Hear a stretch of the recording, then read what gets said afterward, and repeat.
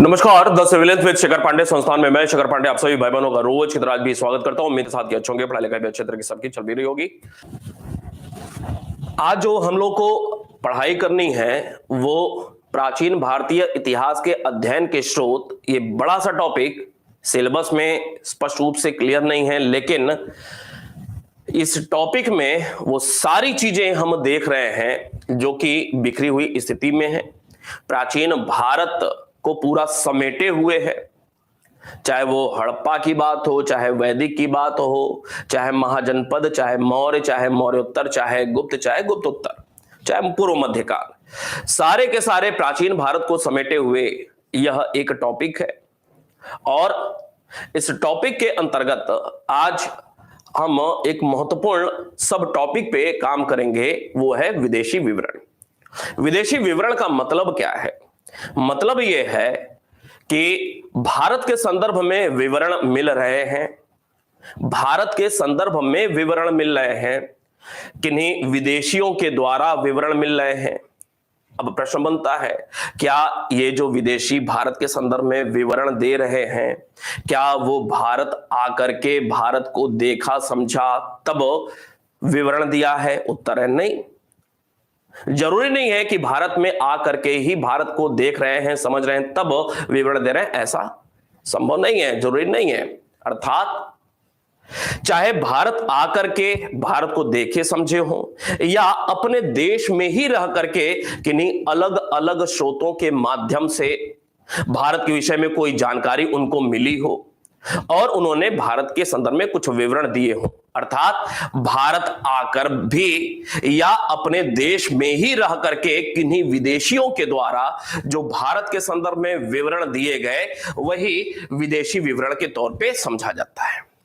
अब जब विदेशी विवरण की बात करते हैं, बात आगे बढ़ाते हैं थोड़ी, जब विदेशी विवरण की बात करते हैं तो प्राचीन भारत के संदर्भ में जिन विदेशियों के विवरण हैं वो किन किन क्षेत्रों से संबंधित हैं, तो एक चार्ट के माध्यम से समझने का प्रयास करेंगे।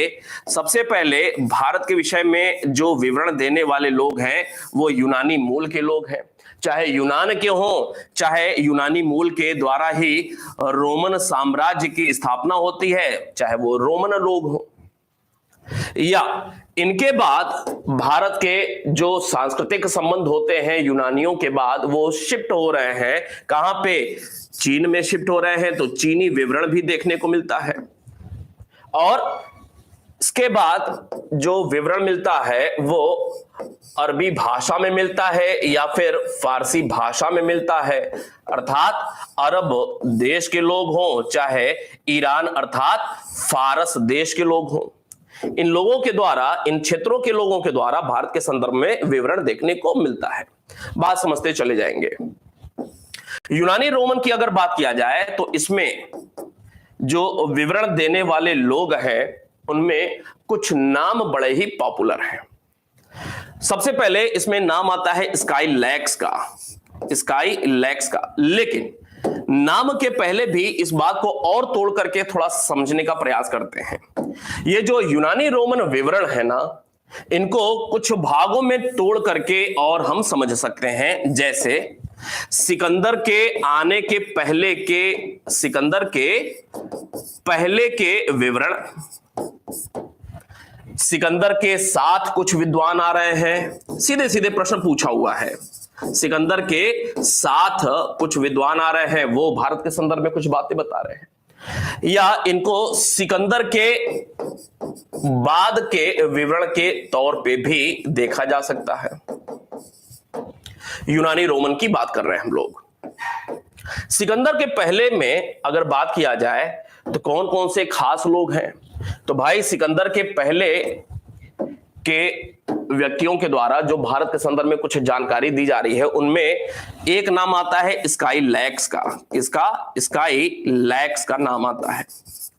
एक नाम आता है हिकेटियस का, हिकेटियस।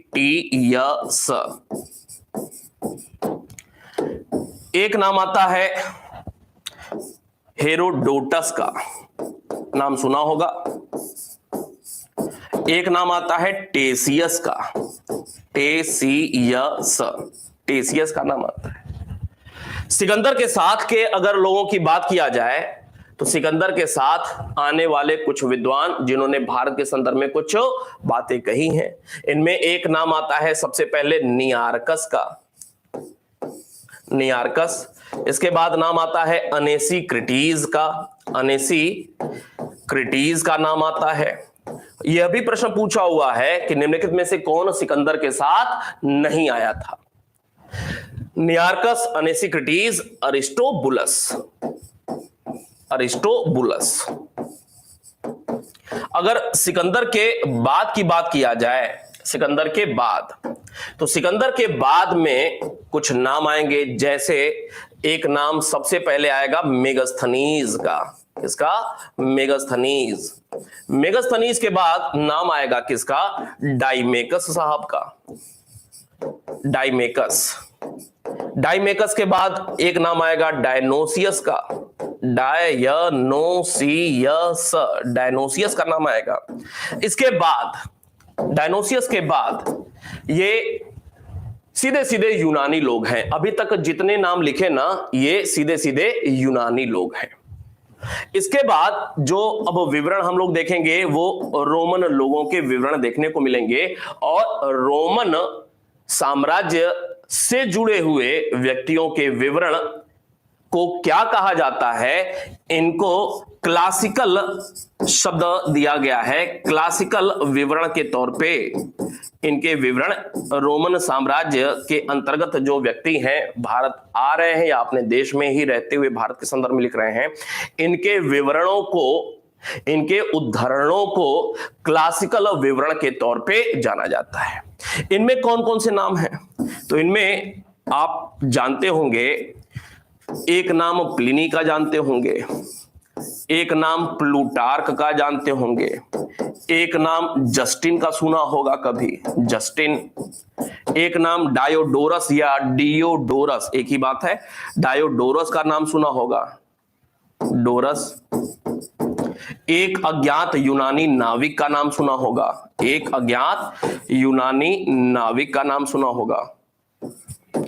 इसी में आपने स्ट्रैबो का नाम सुना होगा, इसी में आपने टॉलमी का नाम सुना होगा, आदि आदि। ये रोमन लोग हैं, यूनानी मूल के ही लोगों ने रोमन साम्राज्य का निर्माण किया हुआ था, लेकिन रोमन साम्राज्य से जुड़े हुए ये यूनानी मूल के लोग हैं, लेकिन रोमन की श्रेणी में इनको रखा जाता है और इनके विवरण को क्लासिकल विवरण के तौर पे जाना जाता है। क्लियर है भाई? अब बात करेंगे, तो ये हमने देखा इतने सारे नाम यूनानी रोमन के संदर्भ में। अब चीनियों की अगर बात किया जाए, चीनियों की अगर बात किया जाए तो सबसे पहले नाम आता है किसका?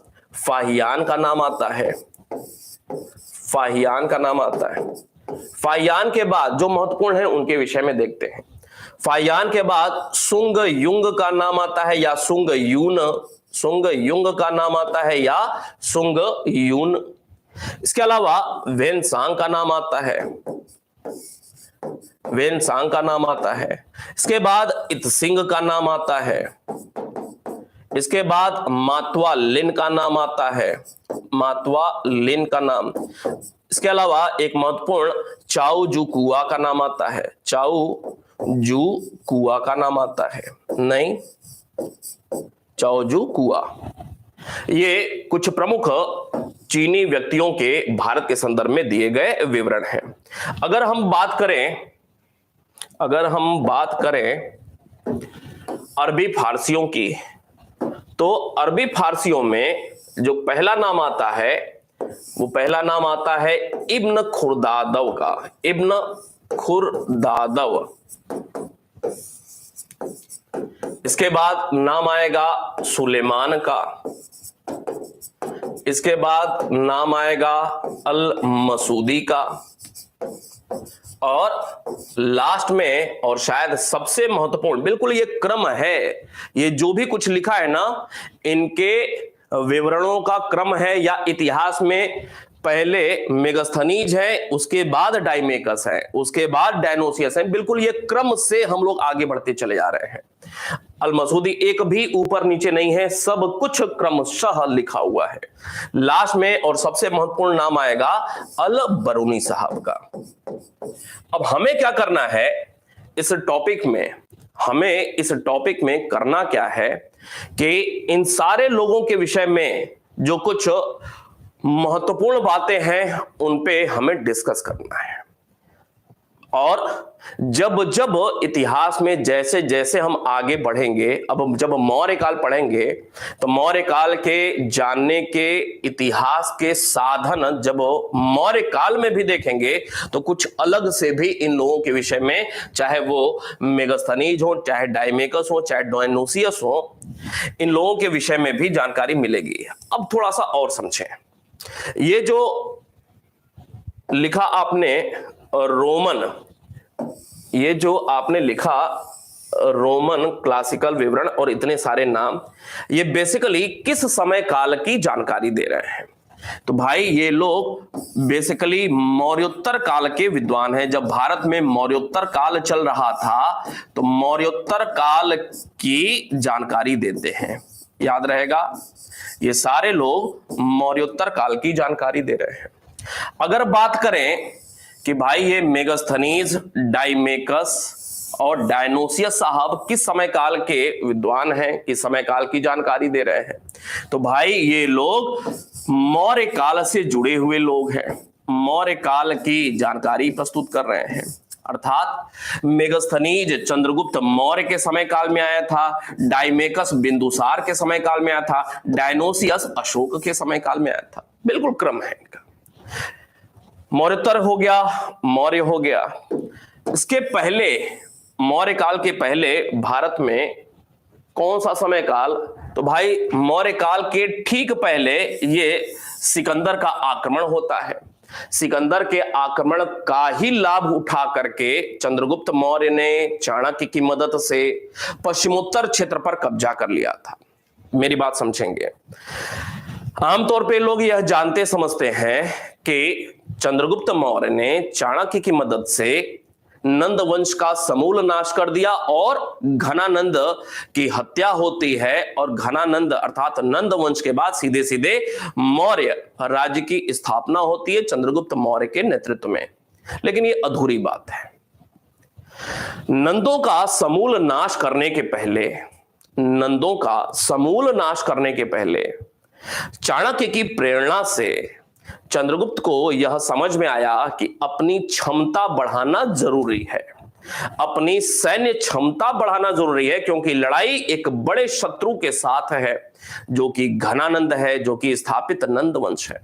तो अपनी शक्ति को बढ़ाना है पहले उनसे लड़ाई करने के लिए, तो हमारे लिए कुछ शक्ति संचय का कार्य होना चाहिए। और इस तरीके से चंद्रगुप्त मौर्य ने सबसे पहले जो सिकंदर के आक्रमण के प्रभावित क्षेत्र थे, पश्चिमोत्तर भारत का क्षेत्र, सिकंदर आक्रमण करता है, फिर चला जाता है, सिकंदर मर जाता है, अपने कुछ सेनापतियों को उन क्षेत्रों में छोड़ दिया था पश्चिमोत्तर भारत के क्षेत्र में।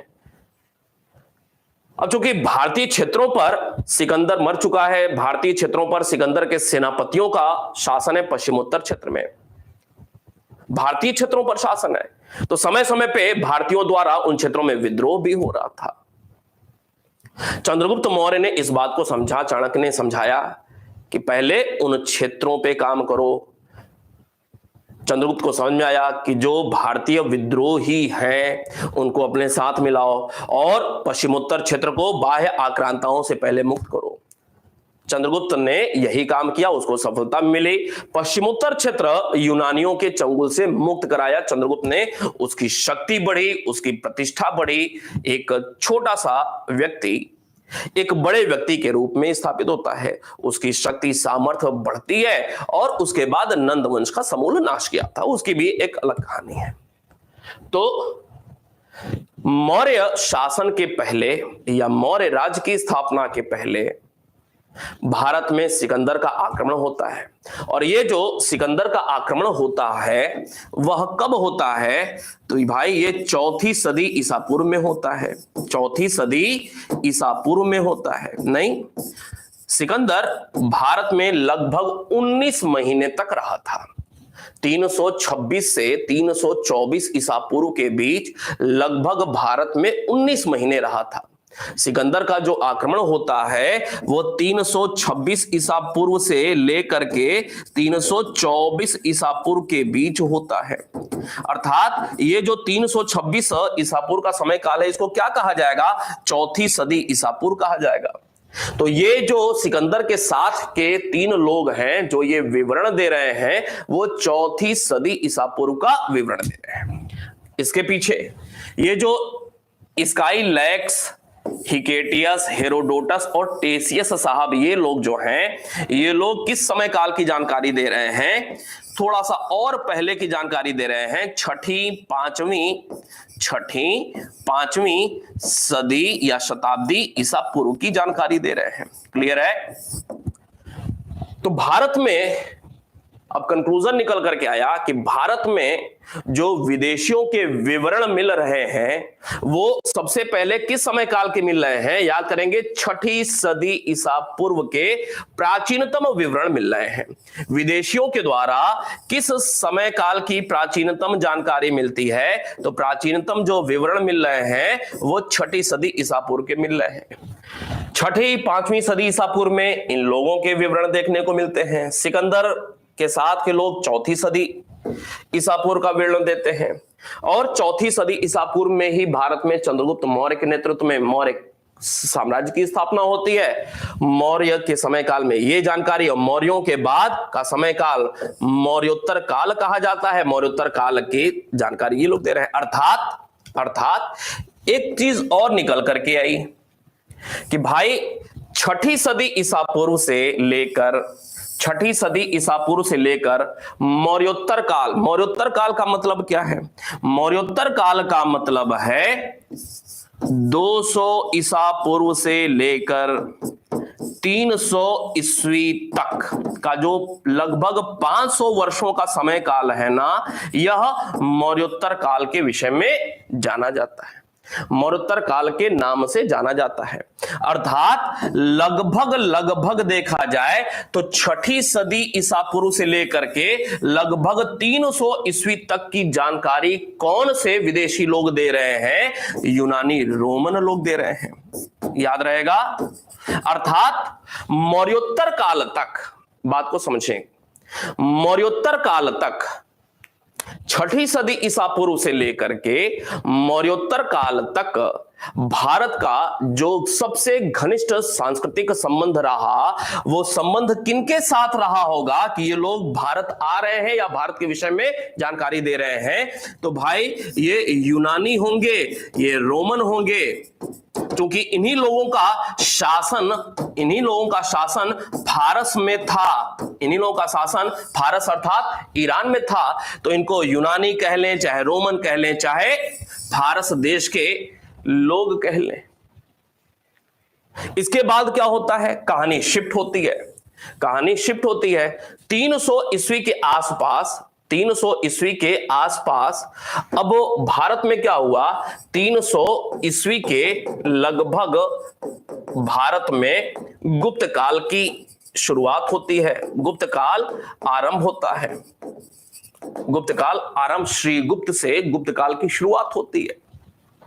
और मौर्योत्तर काल के बाद, ये जो मौर्योत्तर काल था 200 ईसा पूर्व से 300 ईस्वी तक, लगभग 500 वर्षों का, इसके बाद ही यह गुप्त काल आरंभ होता है।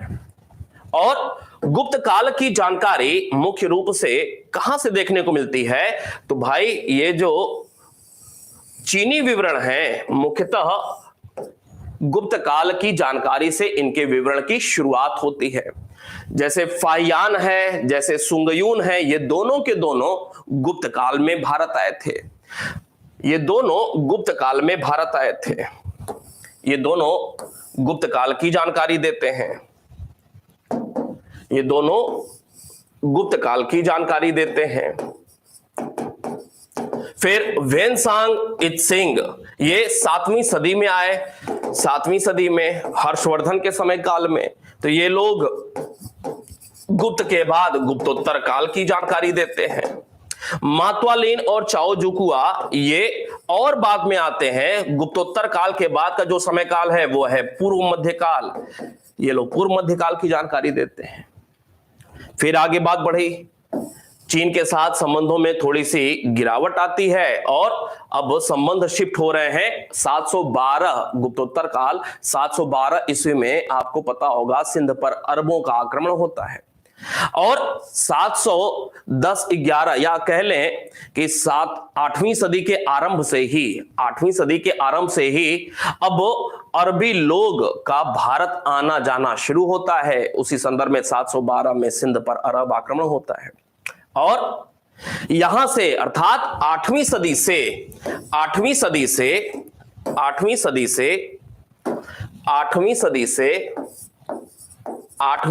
से लेकर कब तक, तो भाई अलबरूनी कब आ रहा है? महमूद गजनवी के साथ आ रहा है। महमूद गजनवी भारत में कब आ रहा है? तो भाई 1000 से लेकर के 1026 के बीच कुल 27 वर्षों में 17 बार आक्रमण करता है। अर्थात ये 1000 से 1026 का मतलब 11वीं सदी हो गया, 11वीं सदी हो गया। अर्थात ये जो अरबी फारसी विवरण हैं वो प्राचीन भारत के संदर्भ में कब तक, तो ये जो 11वीं सदी है इसका मतलब पूर्व मध्यकाल है, पूर्व मध्यकाल का समय है तक की जानकारी ये लोग दे रहे हैं। क्यों? क्योंकि इसके बाद 11वीं सदी तक की जानकारी दे रहे हैं। इसके बाद क्या होता है आपको पता है, पूर्व मध्यकाल के बाद क्या होता है, मध्यकाल का समय शुरू होता है और मध्यकाल का शुरुआत कब से माना जाता है? 1206 से लेकर के 1757 तक का जो समय काल है मध्यकाल के तौर पे जाना जाता है। और 1206 का मतलब क्या है? भारत में मध्यकाल की शुरुआत कब हुई? तो भारत में मध्यकाल की शुरुआत हुई 13वीं सदी में। मध्यकाल का अंत कब होता है भारत में और आधुनिक काल की शुरुआत कब होती है भारत में? तो 18वीं सदी में भारत में मध्यकाल का अंत होता है और आधुनिक काल की शुरुआत होती है। अब यहां पे एक तुलना भी समझा जा सकता है, एक तुलना भी समझा जा सकता है यूरोप से। आप देख रहे हैं कि भारत में मध्यकाल की शुरुआत हो रही है 13वीं सदी में। भारत में मध्यकाल की शुरुआत हो रही है 13वीं सदी में। अगर एक तुलना करें कि भाई यूरोप में मध्यकाल की शुरुआत कब हो रही है, तो यूरोप में मध्यकाल की शुरुआत 5वीं सदी में ही हो जा रही है, 5वीं सदी में हो रही है नहीं। और यूरोप में मध्यकाल का अंत कब हो रहा है, तो आपको बताया कि यूरोप में मध्यकाल का आरंभ 5वीं सदी में हो रहा है। पॉलिटिकल साइंस वाली क्लास में हमने इसको पढ़ा हुआ है। 5वीं सदी में आरंभ हो रहा है और अंत कब हो रहा है? 14वीं सदी में हो रहा है। 14वीं सदी में अर्थात 5वीं से लेकर के 14वीं सदी तक यूरोप में मध्यकाल के तौर पे जाना जाता है। और 15वीं सदी से यूरोप में ही बात हो रही है, आधुनिक काल की शुरुआत यूरोप में पहले हो जाती है। यूरोप में मध्यकाल का समय ड्यूरेशन ज्यादा रहता है। यूरोप में मध्यकाल का ड्यूरेशन दीर्घावधि ज्यादा देखने को मिलती है। भारत में लगभग 500 वर्ष का मध्यकाल रहा है। भारत में मध्यकाल लगभग 500 वर्षों का रहा है, जबकि यूरोप में मध्यकाल लगभग 1000 वर्ष तक रहा है। धर्मतंत्र और जागीरदारों का, जमींदारों का, सामंतों का प्रभाव रहा। मध्यकाल का मतलब ये। भारत में आधुनिक काल की शुरुआत हो रही है 18वीं सदी में, जबकि यूरोप में आधुनिक काल की शुरुआत 15वीं सदी में ही हो जा रही है। अर्थात भारत में जो आधुनिकता आई उससे लगभग 300 वर्ष पहले ही यूरोप आधुनिक होना शुरू हो गया था। क्यों? क्योंकि भारत में ये जो आधुनिकता आती है, इसको भी समझ लें, भारत में ये जो आधुनिकता आ रही है भारत में जो आधुनिकता आ रही है, आधुनिक काल की जो शुरुआत हो रही है, वो किसके प्रभाव से हो रही है?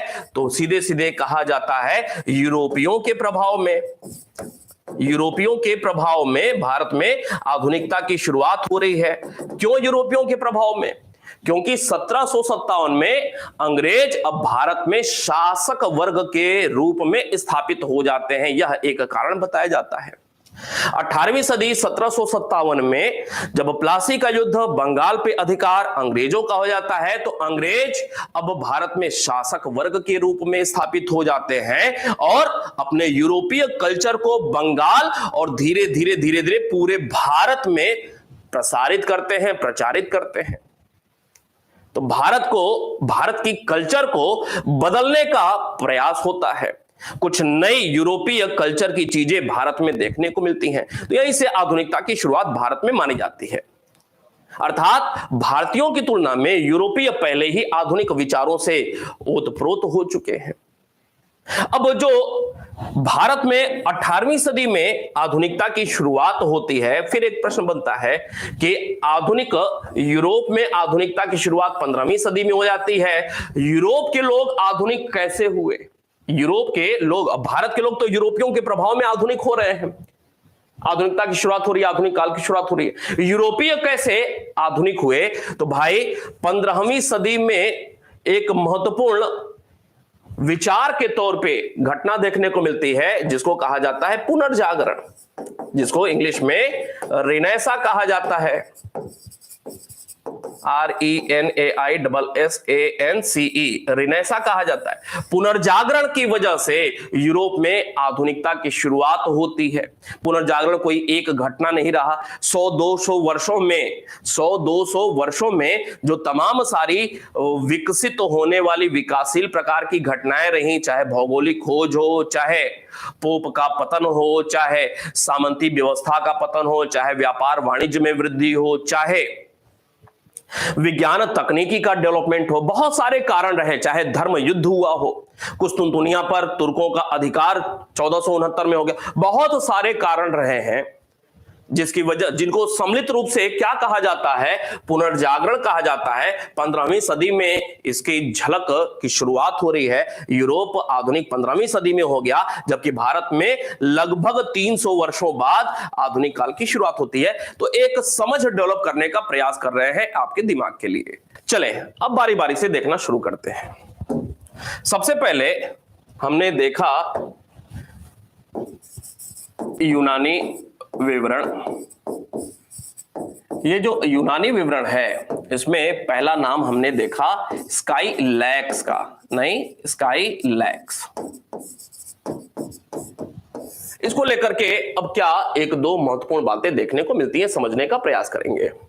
पहली महत्वपूर्ण बात, यह प्रथम ज्ञात, नोट करते रहेंगे, प्रथम ज्ञात यूनानी था जो भारत आता है। भारत आया, इसको भारत भेजा किसने था? तो भाई इसे जो भारत भेजने वाला व्यक्ति है वो ईरानी साम्राज्य का, किसका? इसे ईरानी या फारसी या हखामनी वंश, ईरान में इसमें कौन था? हखामनी वंश का राजा जो था, जिसका नाम था दारा, या इसी को कहते हैं डेरियस। डेरियस ने भेजा था। डेरियस ने भेजा था। क्यों भेजा था? इसका कारण क्या है? क्यों भेजा था? तो भाई इसे भेजा था कि जाओ सिंधु नदी का पता लगाओ, सिंधु नदी के मार्ग का पता लगाने के लिए, मार्ग का पता लगाने के लिए प्रश्न बनता है कि सिंधु नदी की जानकारी देने वाला पहला विदेशी कौन? उत्तर होगा स्काईलैक्स। याद रहेगा? क्यों भाई याद रहेगा? सिंधु नदी का विवरण देने वाला कौन? तो उत्तर है स्काईलैक्स। कब की बात है? तो 6ठी सदी ईसा पूर्व की बात है। ठीक है, ये जो ईरानी है, ये ईरानी है या फारसी है, इसी को पारसीक भी कहा जाता है। क्या कहते हैं? पारसीक। दूसरी भी बात करेंगे। दूसरा जो विद्वान है उसका नाम आपको बताया हिकेटियस, नहीं हिकेटियस, हिकेटियस, हिकेटियस। अब ये समझ लें कि ये जो फारसी लिखा, हखामनी वंश लिखा, पारसी लिखा, ये बेसिकली ये यूनानी मूल के ही लोग हैं जो फारस क्षेत्र पर, ईरान क्षेत्र पर शासन कर रहे हैं।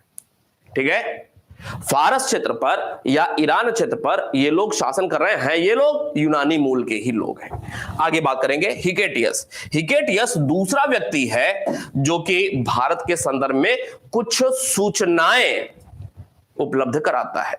बस इसको क्रोनोलॉजी में लगाने के लिए याद रखना है, कुछ भी ऐसी खास बात नहीं है। बस हिकेटियस के संदर्भ में भारत नहीं आ रहे हैं, बल्कि भारत के संदर्भ में कुछ सूचनाएं ये जरूर उपलब्ध करा रहे हैं। इसके बाद तीसरा नाम आता है टेसियस का। टेसियस, ये जो टेसियस साहब हैं ये ईरान के, अर्थात वही हखामनी वंश, फारस, ईरान के राजवैद्य थे, राजवैद्य थे। दूसरी महत्वपूर्ण बात, भारत के विषय में बात तो ये बता रहे हैं, लेकिन भाई साहब कभी भी भारत नहीं आए, कभी भी भारत नहीं आए, याद रहेगा, कभी भी भारत नहीं आए। तो ये जो भी बातें कह रहे हैं भारत के बारे में, जो भी बातें कहेंगे टेसियस साहब, भारत कभी नहीं आए, आंख से कभी भारत देखा नहीं। अब जो भी बातें कहेंगे वो सुनी सुनाई बातें ही कहेंगे, और जो सुनी सुनाई बातें हैं कई बार वो भ्रामक होती हैं, कई बार सत्य से परे होती हैं, उनकी प्रामाणिकता में संदेह होता है। क्लियर है बात? अगर हमने जापान की यात्रा नहीं की, हम कभी अमेरिका नहीं गए, हम सुनी सुनाई बात कोई गया हुआ हो या वो भी कहीं से सुना हुआ हो, बता रहा है कि जापान ऐसा है, सबसे पहले सूर्योदय हो जाता है, अमेरिका में ऐसे ऐसे लोग रहते हैं, ऐसे ऐसे पहनावा है, ऐसे ऐसे लोग खाना खाते हैं, बड़ी मुश्किल है हम लोगों के लिए। अब हमें जानकारी तो मिल गई, अब हमने क्या किया, उन सारी पुरानी जानकारियों को जो हमें कहीं से मिली है उनको भी कहीं से मिली हुई थी, तो जितने मुंह उतनी बातें हुई। इससे क्या होता है कि सच्चाई से हम धीरे धीरे दूर होते चले जाते हैं। तो भारत भाई साहब कभी नहीं आए, तो भारत के विषय में जो भी जानकारी देंगे ना वो निश्चित रूप से ऐतिहासिकता से परे होगी, वो भ्रामक होगी, उसमें प्रामाणिकता का अंश कम होगा। चौथे पे हम लोग बात कर रहे हैं हेरोडोटस साहब की। हेरोडोटस, बिल्कुल ये क्रम से ही है। हेरोडोटस, ये जो हेरोडोटस साहब है, फादर ऑफ हिस्ट्री भी कहा जाता है इनको, नहीं, फादर ऑफ हिस्ट्री भी कहा जाता है। इनकी जो किताब है उस किताब का नाम आप सबको पता है, हिस्टोरिका, नहीं, हिस्टोरिका किताब है। इस किताब में भारत के संदर्भ में कुछ जानकारी दे रहे हैं। इस किताब में यह क्या बता रहे हैं, भारत एवं ईरान अर्थात फारस के संबंधों की बात कर रहे हैं, संबंधों का वर्णन कर रहे हैं, सांस्कृतिक संबंधों की बात कर रहे हैं। कौन? हेरोडोटस साहब कर रहे हैं। हेरोडोटस बताते हैं अपनी किताब में, क्या बताते हैं? हेरोडोटस बताते हैं कि भारत ईरानी साम्राज्य का क्या था, 20वां क्षत्रपी था। क्षत्रपी का मतलब क्या है? क्षत्रपी का मतलब है प्रांत, याद रहेगा। हेरोडोटस साहब बताते हैं कि ईरान के राजा ने भारत पर अटैक किया, भारत को जीत लिया। अब पूरे भारत को नहीं, वही पश्चिमोत्तर क्षेत्र, सिंधु नदी के आसपास का क्षेत्र जीता और 20वां अपना प्रांत बना लिया।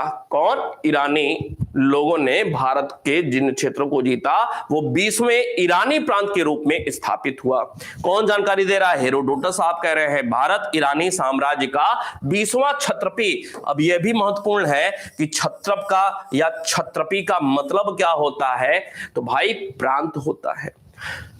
20वां क्षत्रपी बनाया एवं ये जो 20वां क्षत्रपी बना भारत का वो क्षेत्र पश्चिमोत्तर क्षेत्र जो ईरान के द्वारा जीता गया, 20वां जो क्षत्रपी या प्रांत बना, यहां से अर्थात इस पश्चिमोत्तर क्षेत्र से ईरान को कितना राजस्व जाता था यह भी बता रहे हैं, परीक्षा से पॉइंट ऑफ व्यू से महत्वपूर्ण है।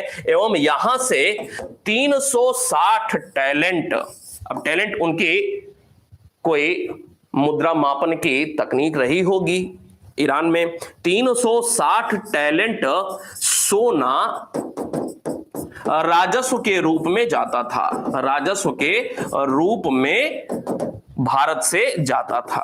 कहां? ईरान जाता था। यह बात कौन बता रहे हैं? हेरोडोटस। क्लियर है? क्यों भाई? 360 टैलेंट सोना कहां जा रहा है? ईरान जा रहा है। कहां से? तो भाई जा रहा है पश्चिमोत्तर भारत, सिंधु नदी का एरिया जिसको इन लोगों ने जीता हुआ था। आगे बात करते हैं। ये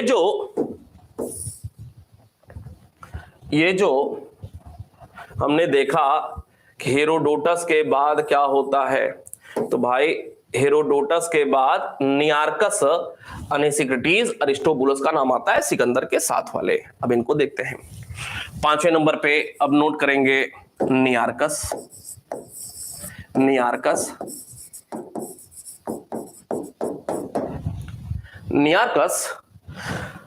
को सिकंदर ने भेजा। सिकंदर को विश्व विजेता बनना था।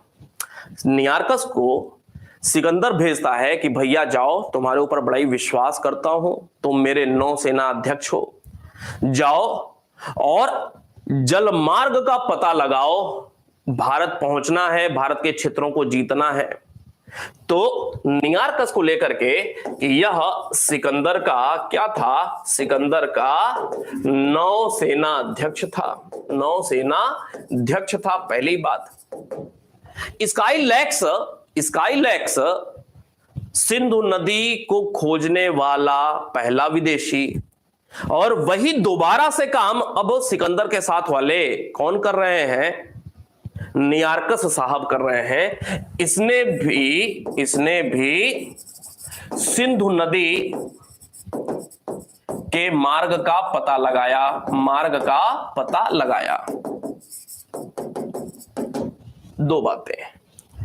इसके बाद अगला नाम आएगा अनेसिक्रिटीज का। अनेसिक्रिटीज को लेकर के एक महत्वपूर्ण बात कि इसने सिकंदर की जीवनी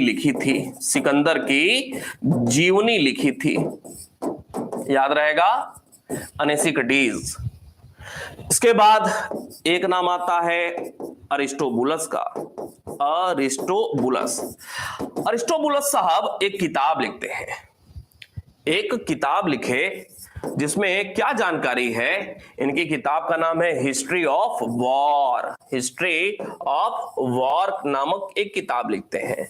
इस किताब में सिकंदर जिन क्षेत्रों पर अटैक करता है, जिन क्षेत्रों को जीतता है, उससे संबंधित जानकारी देखने को मिलती है। याद